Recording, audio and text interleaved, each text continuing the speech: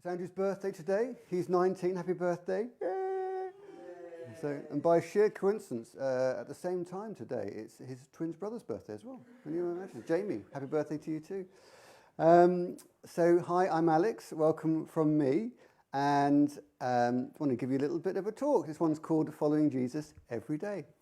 So, over the last 4 weeks, we've been looking at some aspects of God's character. And we've been looking at the fact that God is wise and good and faithful and holy. Now, of course, there are many other facets to God's character, but there is one thing that is in common to all of his characteristics, and that is they don't change. God's character is constant and consistent and reliable. You know, the writer of the book of Hebrews puts it like this. He says that God is immutable. That means he doesn't change over time. And I think that during COVID season, we need to hear that. God is immutable. His actions don't change. His character doesn't change. But his character is I've missed out a page. Hold on, this is why it doesn't make quite so much sense. It makes more sense to me now. I can see a page now. There is nothing more consistent than God's character. And that's why he's God. That's why nothing else in the universe is God. It's just God. He has not changed. He does not change. And he will not change. He has always loved you. He will always love you, and he loves you right now too. So God's activity God's character is unchanging. But whilst his character is unchanging, his actions are unpredictable. In other words, you can be sure who God is, but you cannot always be sure as to what God will do, because you can't always predict what God will do. And I think that at this time we need to hear that. So God's character is immutable, but his actions are unpredictable. And I want us to dig a little bit deeper into this by looking at a story in the Bible. It's a story of Lazarus. You'll be able to follow this one. If you were to get your Bibles, you turn to John chapter 11. And it's the story of when Lazarus, who is a close friend of Jesus, died and then was risen from the dead. When Lazarus was seriously ill, his sisters, Mary and Martha, sent a message to Jesus and asked him to come to their house. It seems as though they wanted Jesus to either save their brother from dying or at least to see Lazarus before he died and maybe just comfort the two of them. And it says in verse 3 of John chapter 11, it says, "And so Mary and Martha sent someone to tell Jesus, 'Lord, your dear friend Lazarus is sick.' And when Jesus heard this, he said, 'The end of this sickness will not be death. No, this sickness is for the glory of God. And this has happened to bring glory to the Son of God.' And Jesus loved Martha and her sister and Lazarus. And so when he heard that Lazarus was sick, he stayed where he was for 2 more days. And then he said to his friends, 'We should go back to Judea.'" Judea is the name of the province where they lived. Now, sometimes, when people ask Jesus for help, he helps straight away. But on this occasion, Jesus intentionally delayed his trip for no apparent reason. And what we see in all the stories of Jesus in the Bible is that Jesus shows compassion towards people who are ill and who are in need, because that's his character. That's who he is. Jesus is compassionate by nature, and that will never change. But what we also see is that his actions are unpredictable. You know, sometimes people were healed of illness because they touched his clothes. Sometimes Jesus spoke and they were healed. Sometimes he rubbed spit into their eyes. I mean, make no mistake, Jesus is consistent in character, but it can be hard to anticipate his actions. He will always do the best thing. It's just that sometimes we don't know what the best thing actually is. And sometimes we might never know what the best thing actually is. And other times it might dawn on us only after God does something that what he did was the best thing to do. And so in the story of Lazarus' death, Jesus knew that the Sadducees would be looking. Now, the Sadducees were part of the ruling Jewish authority at the time of Jesus, and they held certain beliefs. They taught, for instance, that there was no life after death, and that people could not be resurrected from the dead. And they also specifically taught that a person's spirit left 3 days after a person died. And so according to Sadducees, a person was only truly dead 3 days after they stopped breathing. Now, with that information, this whole story makes more sense. You see, Jesus delayed his trip to Bethany, which is the home village of Lazarus and his sisters. And he says, Jesus arrived in Bethany and found that Lazarus had already been dead and in the tomb for 4 days. So, you know, if Jesus had done what everyone else had expected him to do and went to Mary and Martha immediately, then he would have done what was apparently the best thing, and the Sadducees would have no reason to take note of what Jesus was about to do. But they only took an interest in him because he arrived 4 days late, when according to the belief, Lazarus was well and truly dead. Now, the people wanted a healing, but Jesus wanted a healing and for people to take note of the message that he was proclaiming. And that's why he said, this sickness is for the glory of God. God's character is consistent, but his actions are unpredictable. He doesn't always do what we think is best. Let me give you an example from my own life. It's an example of when God intervened in an unpredictable way. So when Karen and I were looking to buy, well, this house that you see now, when we went to buy it, there was what's called a closed bid system. And so everyone sort of put in a bid.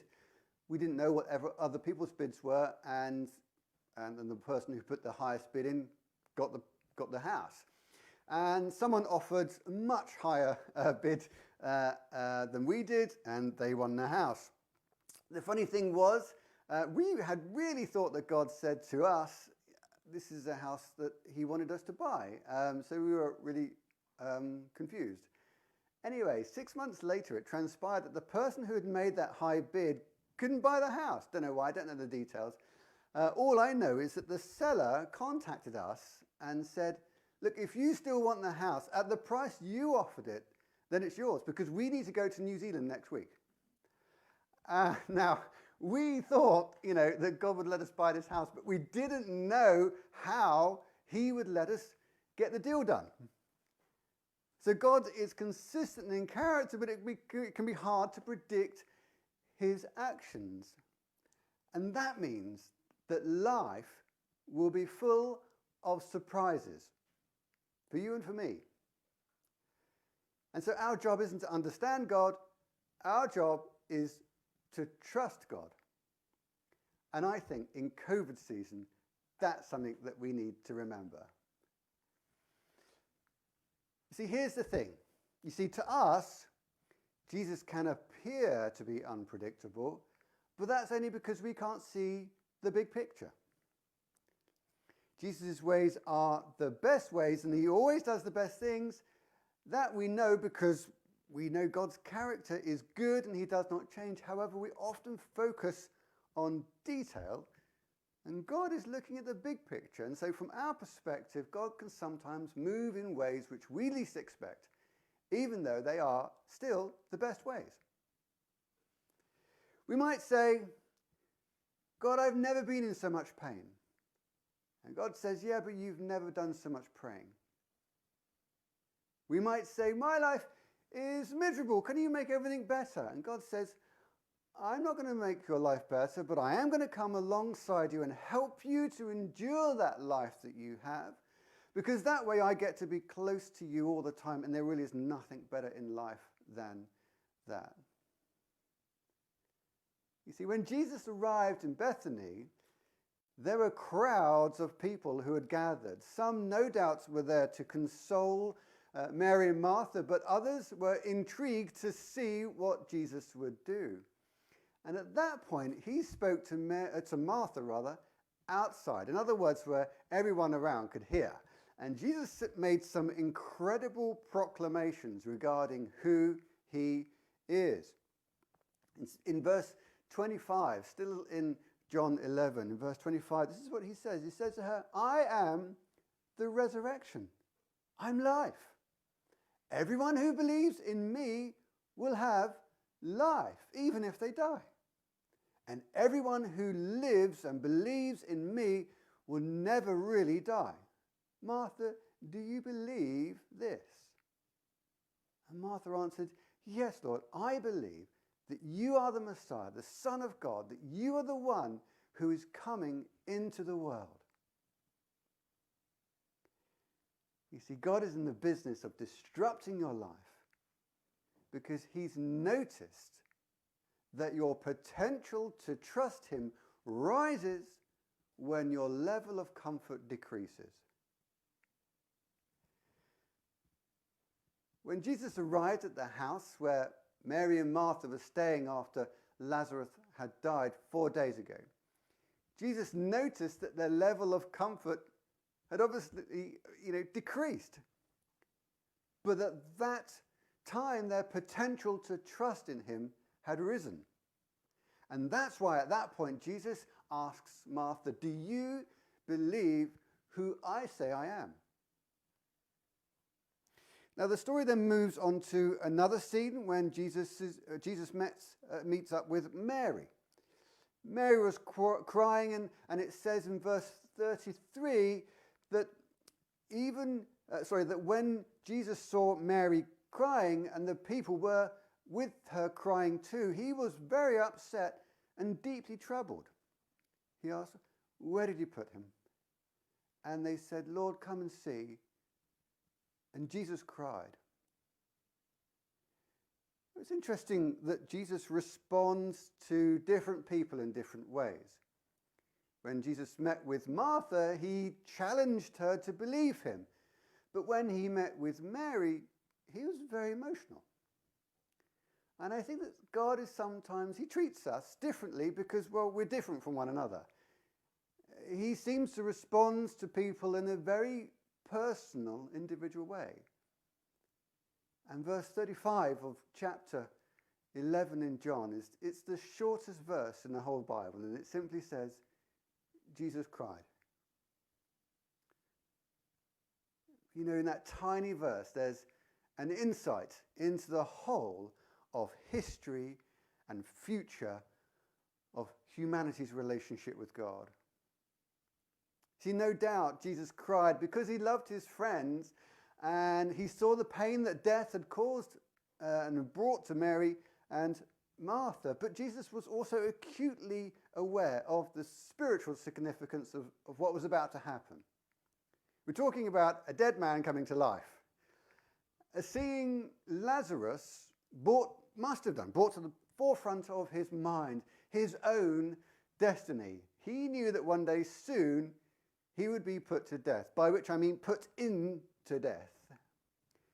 And he knew what he would have to endure. And he knew what the outcome would be.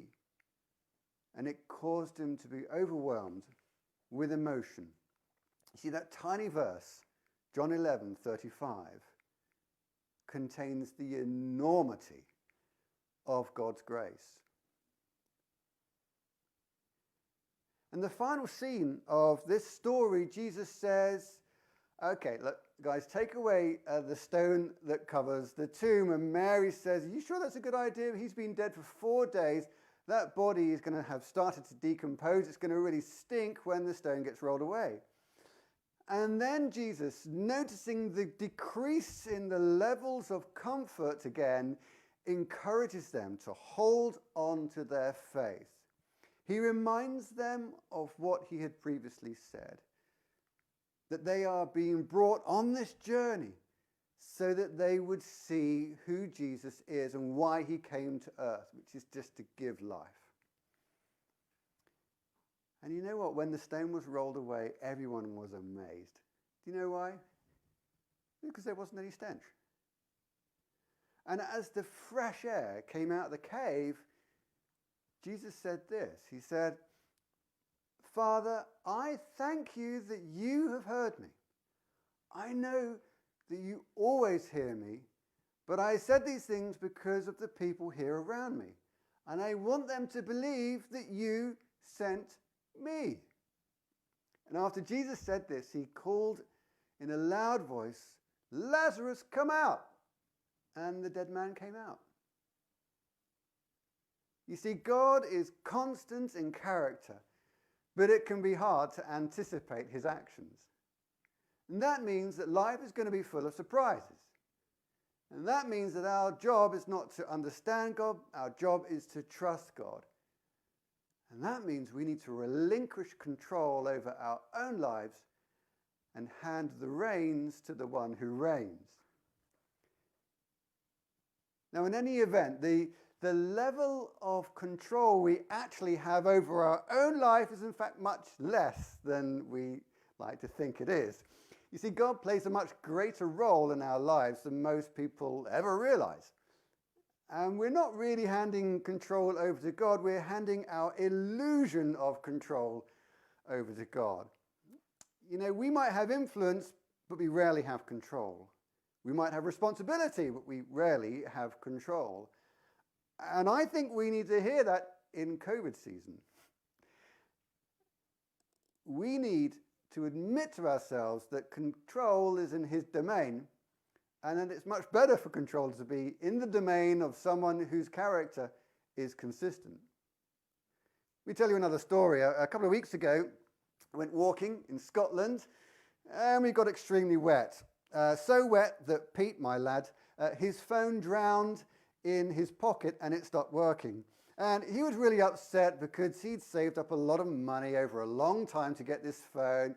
And so I said, really without thinking at all, look, Pete, if we can't fix your phone, I'll buy you an iPhone SE.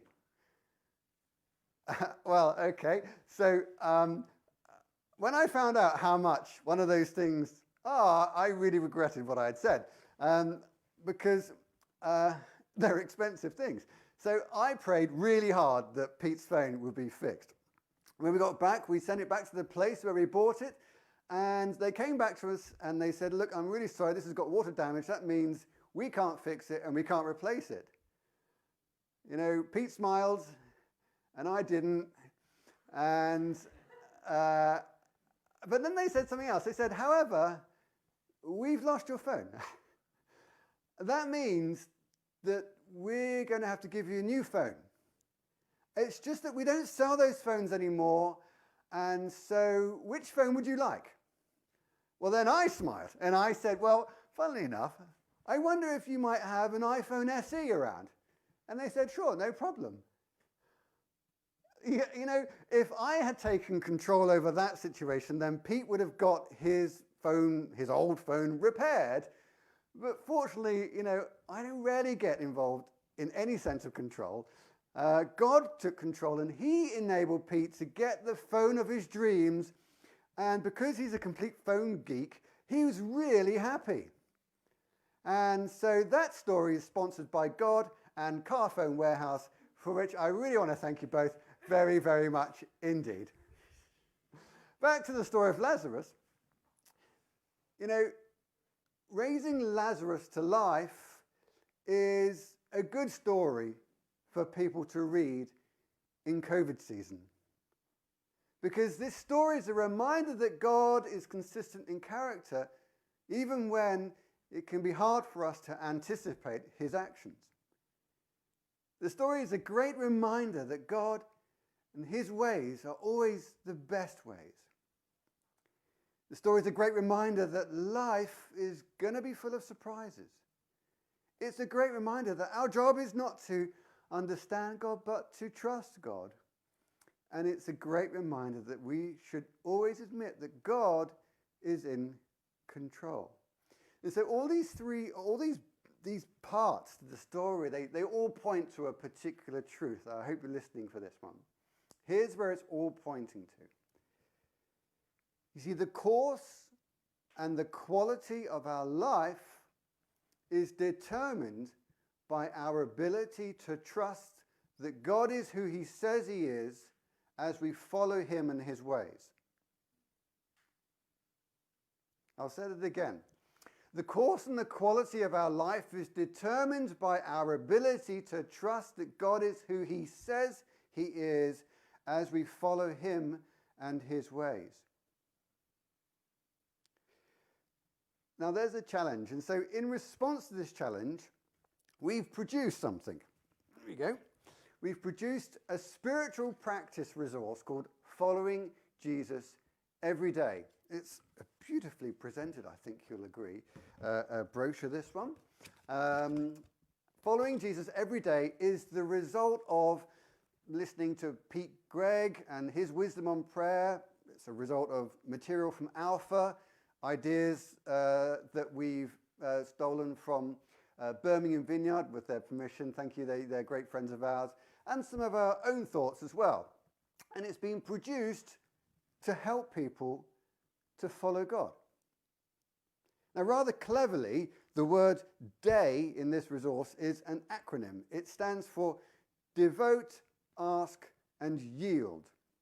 And it's this spiritual practice and these three things that we're after people to do. So at the start of the day, you would devote yourself to God through reading the Bible and taking some time just to rest in his presence.